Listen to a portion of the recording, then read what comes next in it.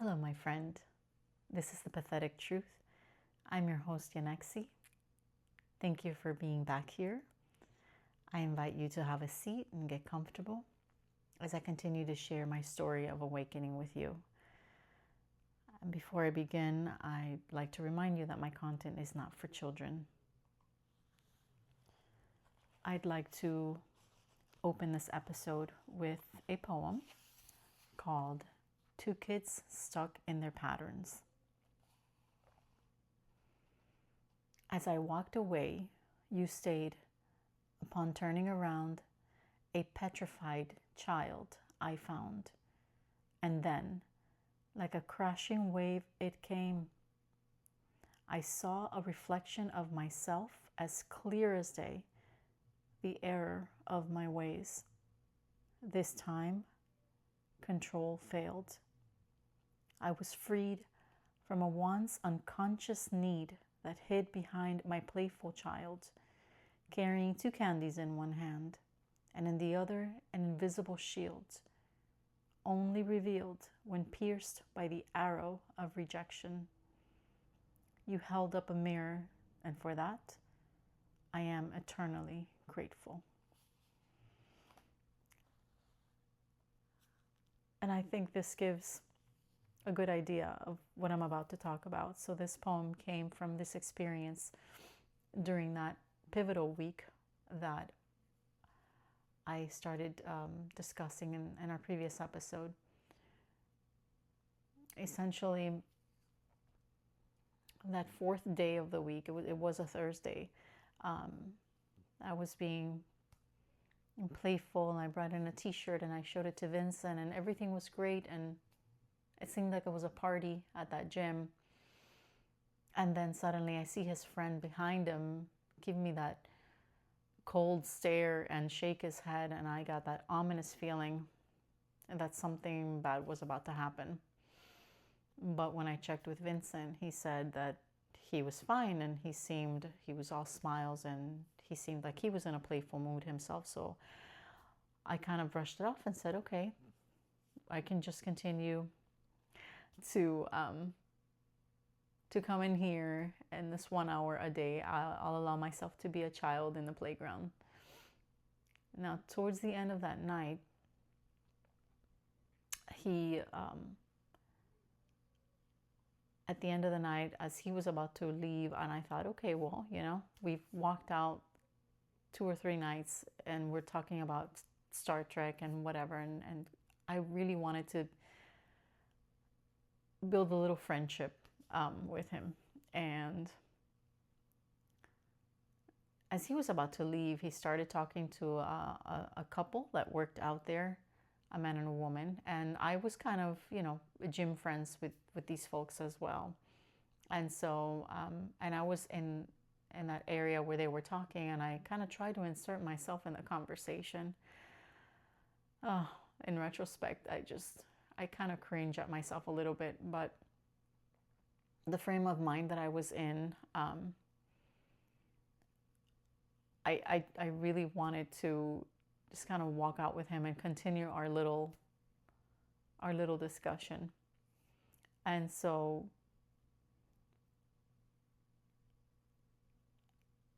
I did, in retrospect, I just keep thinking back to that moment. That was so cringy. I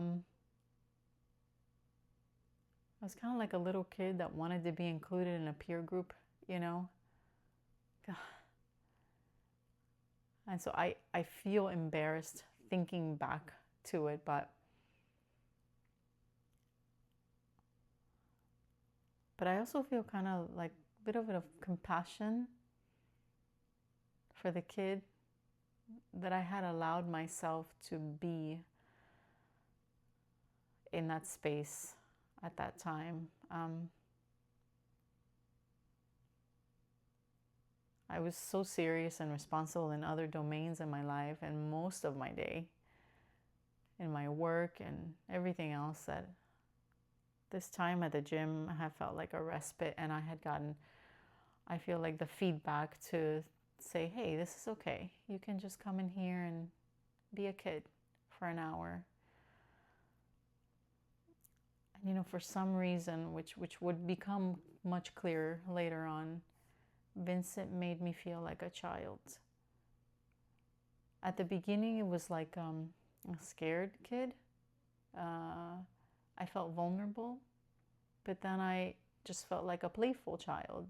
It's so interesting. I don't think anyone that I had met before Vincent made me feel so childlike, and up until this point, made me feel safe to express that part of me.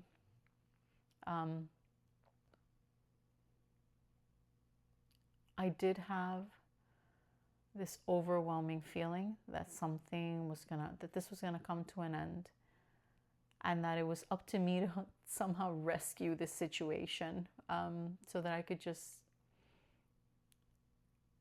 continue building this little friendship I had in my head, right? I mean, really, it seems that looking back at it now, it seems ridiculous given the mutual attraction between us, but I thought, well, this is all I can have, and so I'm gonna just try to be like a kid and be friendly, and that would remove that threat of that possibility. And so I thought I need to turn this around and get back on track, and let's just keep being kids. And so I kept walking out of the gym talking to Vincent, and as I'm getting close to my car, I looked back and I noticed that he was by the front door of the gym talking to that couple. He had stayed behind, and I think I asked him, I said something, and he said, "Oh, I'm going shopping," or something to that effect. And I had one of those moments. You have those moments where something seems surreal, or it's just a moment where time kind of stops, where everything just freezes, and there's something there's some epiphany coming through. I had a moment where when I saw him coming out with this couple, I saw this helpless little boy with mom and dad. And they walked away together into another area of the parking lot, and I thought, well, that's weird. He just looked like a child with his parents seeking safety. And I thought, okay, well, maybe they are going somewhere tonight. I don't know. That the world doesn't revolve around me.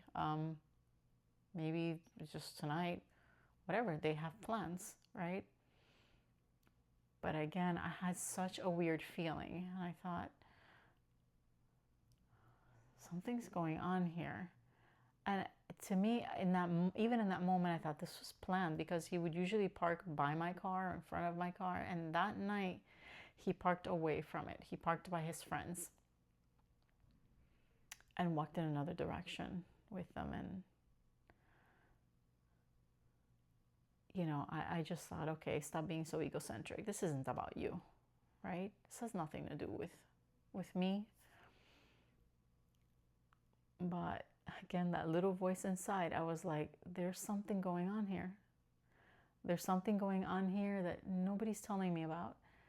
Because when I ask, the verbal input was so different than the nonverbals that I was getting. Vincent was saying everything was fine. He looked like he was having fun, and then his friend shaking his head that way, and then all of a sudden him just removing himself,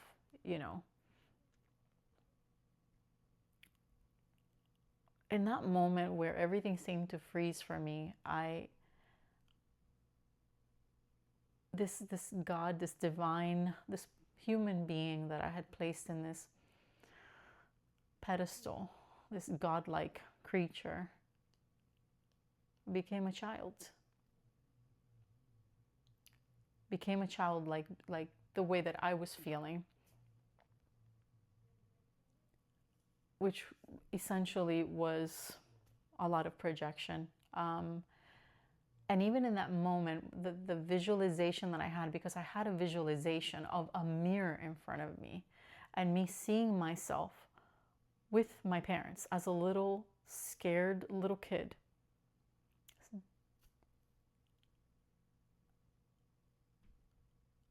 I just became acutely aware of that. It was such a strong feeling.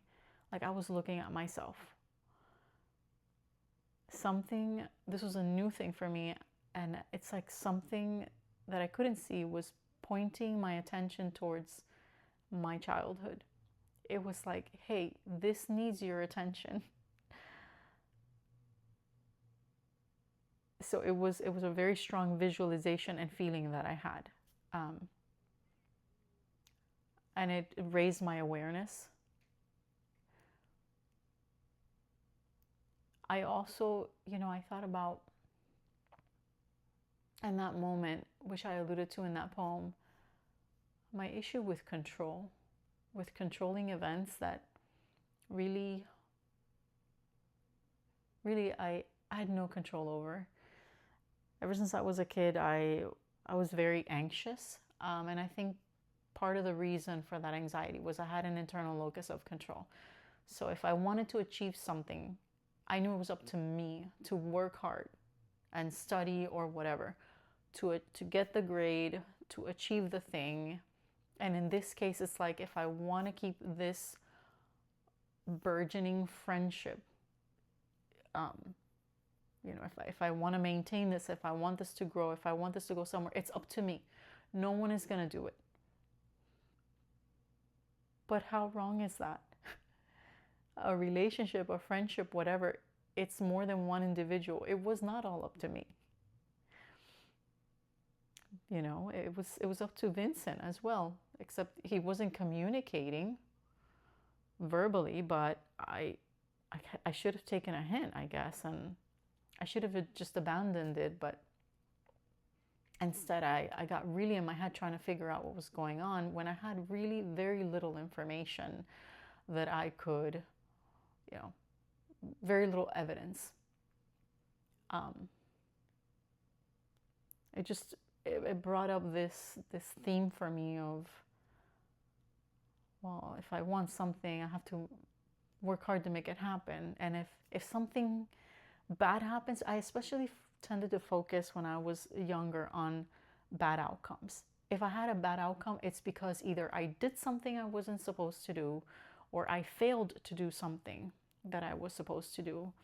And in that sense, that was just not a healthy thing. It's not a healthy pattern. I realized I don't have control here. I wanted to keep this going, but I have no control here. I have very little information. Something's happening that I'm not aware of, and I should have abandoned it. But again, I thought that thinking about it and ruminating about it, I was gonna arrive to some sort of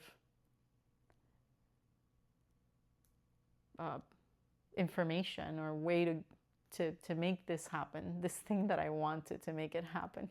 How stubborn.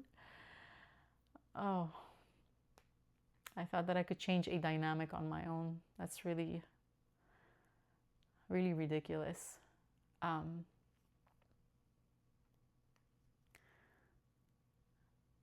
So night 5 was the Friday. I went in on Friday already knowing something's going on here. This doesn't feel right. I had bought these little Vulcan or elf ears, and I thought, I'm gonna play this out, because I told myself I was gonna play this out this week. But I went in with a bad feeling. I just knew something was coming. When I got to the gym, there were few people there. I thought, well, it's very, very different than that party vibe that had been going on for like a week. This night, the gym was pretty empty, and Vincent wasn't there. But I went ahead and I showed my ears to my other gym friends, and they thought it was cute.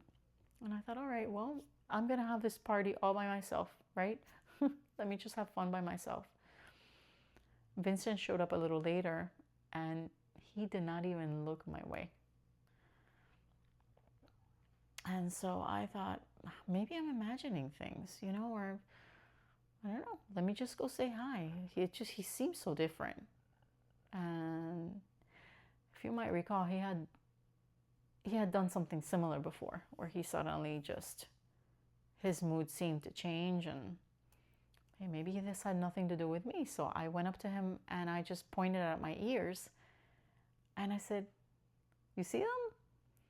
And he looked at me annoyed and said, "I see them," in a very like stern type of tone. And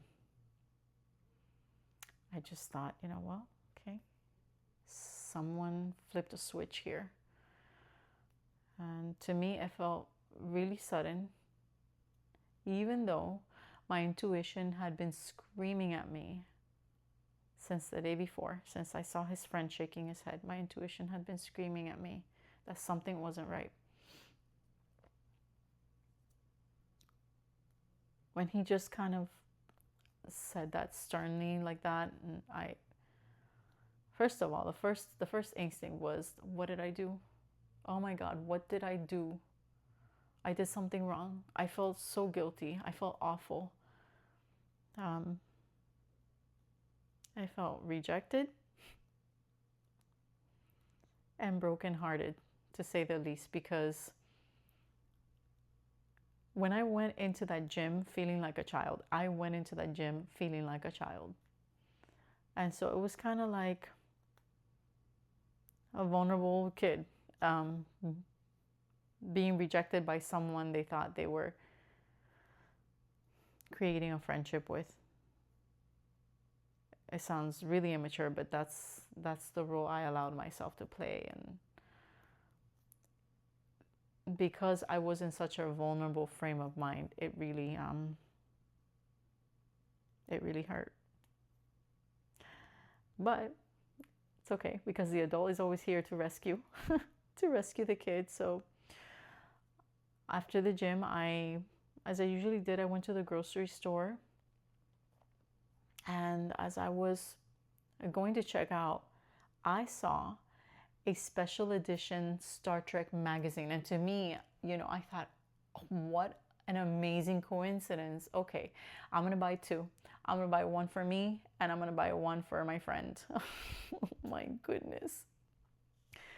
And when I'm getting the magazines, I saw Vincent coming in through the door of the grocery store. And I thought, this is serendipity. This is meant to be. And so I put his magazine in a separate bag. And I thought, let me give it to him. And I knew something was going on, but I thought maybe something's going on with Vincent. It has nothing to do with me. This will be like, just a nice little gesture. And so I looked in the aisles, and when I saw him, I extended my hand with the bag and I said, "Here, Vincent." He kind of like just side-eyed me and looked down. I said, "Oh, Vincent, here, it's a gift. Please take it." And he looked reluctant. I said, "Look, if you don't want it, the receipt is in the bag. You can go ahead and exchange it for something else." So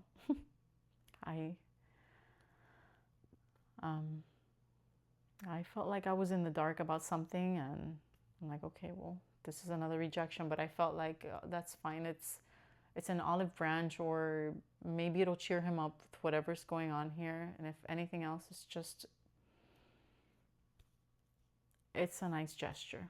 But I thought, what happened? I just felt like something was telling me there is a lot going on here, a lot more that I am aware of. There's a lot going on behind the scenes. There are things that are not being communicated to me. And it's pathetic, right? But that's what this is about. I felt like an injured kid.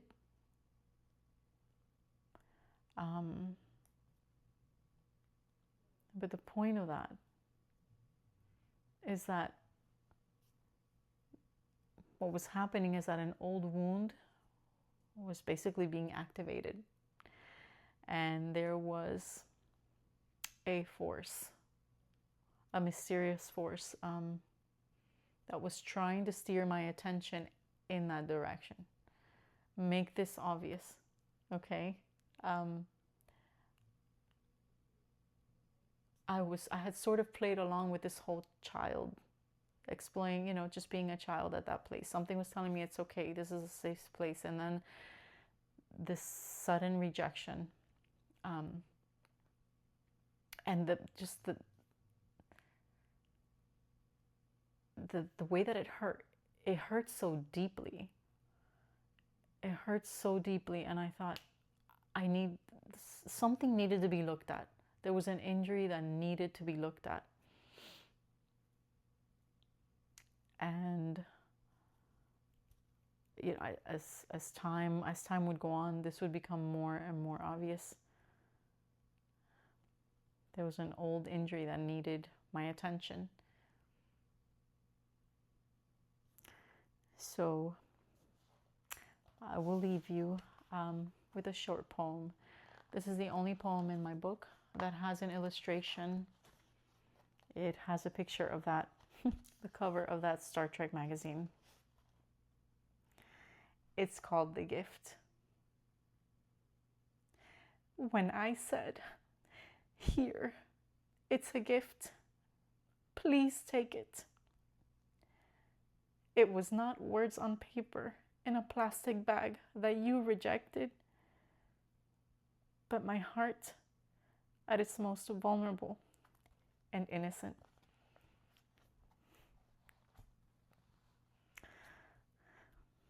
And so I leave you with that. Until next week, my friend, please take good care of yourself. Thank you for joining me tonight.